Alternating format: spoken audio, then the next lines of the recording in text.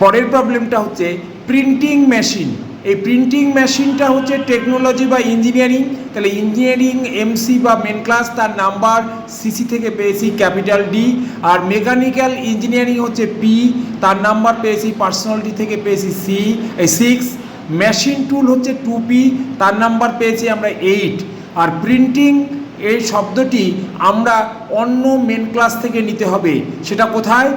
Useful art আমরা সেখান থেকে নাম্বার পেয়েছি M14।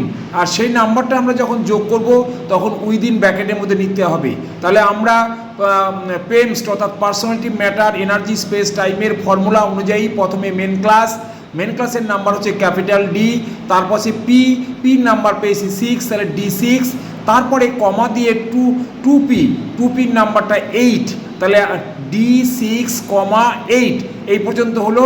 তারপর প্রিন্টিংয়ের নাম্বারটা যেহেতু অন্য মেন ক্লাস থেকে নিতে হয়েছে, তাই জন্য তার নাম্বারটা উইদিন ব্র্যাকেটের মধ্যে ক্যাপিটাল M14 এই নাম্বারটা নিয়েছি।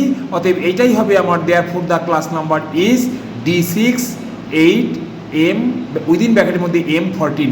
Thank you.